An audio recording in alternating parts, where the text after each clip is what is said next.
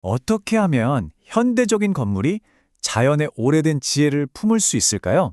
오늘은 한 건축가의 작품을 통해 그 놀라운 해답을 한번 찾아가 보려고 합니다. 자, 우리가 사는 도시를 한번 떠올려 볼까요? 대부분 이렇게 반듯반듯한 격자무늬, 쭉 뻗은 직선으로 이루어져 있죠. 뭐 효율적이기도 하고 예측하기도 쉽고요.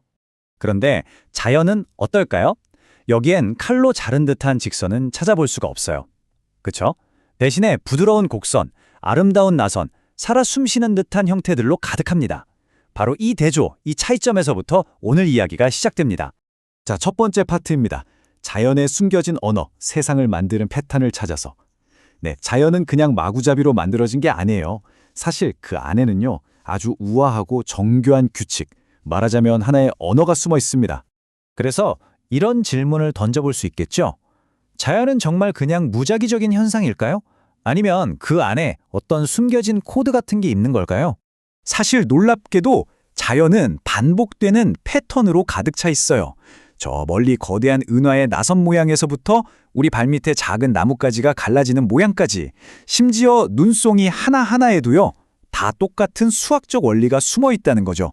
이 패턴을 설명하는 아주 중요한 개념이 바로 프랙탈입니다. 들어보셨나요? 쉽게 말해서 어떤 작은 부분을 확대해봐도 전체 모습이랑 계속 똑같은 모양이 반복되는 구조예요. 수학자 브누아 망델브로가 이걸 발견했죠. 지금 보시는 이 이미지 정말 복잡하고 아름답죠? 근데 믿기시나요? 이게 사실은 아주 간단한 수학 공식 하나를 그냥 계속 반복해서 얻어낸 결과물이라는 거. 단순한 규칙에서 무한한 복잡성이 탄생하는 것. 이게 바로 자연이 세상을 만드는 방식입니다. 자, 그럼 두 번째 파트로 넘어가 볼까요? 페라테르 철학의 독학이 번역가로서의 건축가. 드디어 오늘의 주인공 건축가 카를로스 페라테르가 등장합니다. 이분이 바로 방금 우리가 얘기했던 그 자연의 언어를 건축이라는 언어로 번역해내는 사람이에요. 페라테르가 한 이 말에 그의 모든 철학이 담겨 있다고 해도 과언이 아닙니다. 건축은 자연의 모방이지만 반드시 자연의 원리로 만들어져야 한다. 그냥 겉모습만 흉내내는 게 아니라는 거죠. 훨씬 더 깊은 차원의 이야기입니다.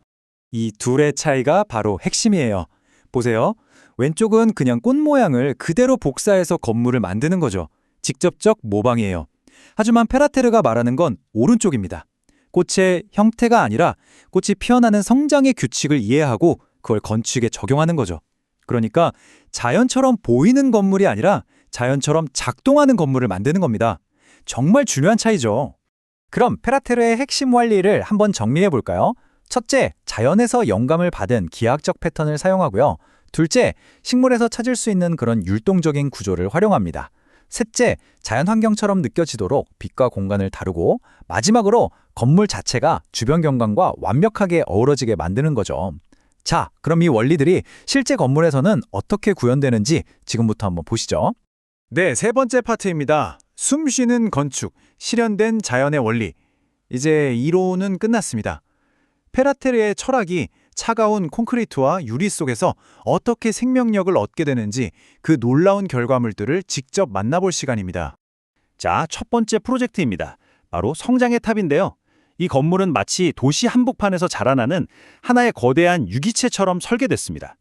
와, 바로 이거예요. 이게 정말 기가 막히게 보여지죠? 왼쪽에 있는 게 피보나치 나선, 자연 속에서 정말 흔하게 발견되는 수학적인 패턴이거든요. 근데 이 패턴이 어떻게 오른쪽에 저 멋진 초고층 빌딩 디자인으로 그대로 옮겨졌는지 보세요. 정말 놀랍지 않나요? 이 건물을 한번 해부해 볼까요? 좀 더 자세히 뜯어보면 건물의 외부 디자인은 그 피보나치 나선의 기하학적 패턴을 그대로 따르고 있어요. 그리고 건물 내부의 층들은 마치 식물 줄기의 마디마디처럼 일정한 리듬감을 가지고 구성되어 있습니다. 자, 두 번째 프로젝트로 가보겠습니다. 이번엔 주거단지 생명의 숲입니다. 여긴 단순히 집만 모아놓은 곳이 아니고요. 주변 생태계와 하나가 되는 공동체를 만드는 데 초점을 맞춘 곳이에요. 여기서 정말 인상적인 특징들을 보면요. 먼저 건물들을 숲속의 나무처럼 배치해서 모든 집이 빛과 공간을 최대한 누릴 수 있게 했어요. 그리고 원래 있던 지형을 깎거나 밀어버리는 대신 그 지형에 맞춰서 구조를 설계했죠. 그 결과 말 그대로 환경과 함께 살아가는 공동체가 만들어진 겁니다. 자, 마지막 파트입니다. 더 푸른 미래를 짓다. 이것이 왜 중요한가? 지금까지 멋진 건물들을 봤는데 그래서 이게 그냥 멋지다 에서 끝나는 이야기일까요? 이게 우리에게 왜 중요할까요? 네, 바로 이 질문이죠. 자연의 속삭임을 번역하는 것. 이게 어떻게 우리가 살아갈 미래의 청사진이 될 수 있을까요? 그냥 예쁜 건물 짓는 거랑은 차원이 다른 문제겠죠. 이 그림 하나가 모든 걸 압축해서 보여주는 것 같아요. 보세요. 자연은 아주 단순한 규칙, 그러니까 씨앗에서 시작해서 복잡한 형태인 나무를 만들어내죠. 그리고 그 과정 전체가 질서와 조화라는 하나의 완벽한 시스템을 이룹니다. 건축도 바로 이럴 수 있다는 거예요. 그래서 이런 건축 방식이 가져오는 실질적인 영향은 뭘까요? 첫째, 당연히 에너지 효율이 높아집니다. 자연 채광이나 환기를 최대한 활용하니까요. 둘째, 지속 가능성이죠. 자연과 싸우는 게 아니라 함께 가니까 탄소 발자국이 줄어들 수밖에 없어요. 그리고 마지막으로 가장 중요한 것, 바로 우리의 웰빙입니다. 이런 공간에 있으면 스트레스가 줄고 건강해진다는 건 이미 증명된 사실이에요. 그러니까 이건 그냥 건축 스타일 중 하나가 아닌 거예요. 이건 우리가 이 지구라는 행성에서 어떻게 살아가야 하는지에 대한 완전히 새로운 방향을 제시하는 겁니다. 어쩌면 이게 우리가 꿈꾸는 미래 도시의 모습일지도 모릅니다. 자연을 정복의 대상으로 보는 게 아니라 든든한 파트너로 삼아서 함께 설계하는 도시 말이에요. 기술과 자연이 서로를 배우고 완벽한 조화를 이루는 세상. 정말 멋지지 않나요? 자, 오늘 이야기는 여기서 마치지만 마지막으로 이 질문 하나를 여러분께 던지고 싶습니다. 우리의 건물이 이렇게 자연에게서 배울 수 있다면 과연 건축뿐일까요? 우리가 만드는 다른 모든 것들도 자연의 지혜를 배울 수 있지 않을까요? 한 번쯤 깊이 생각해 볼 만한 질문인 것 같습니다.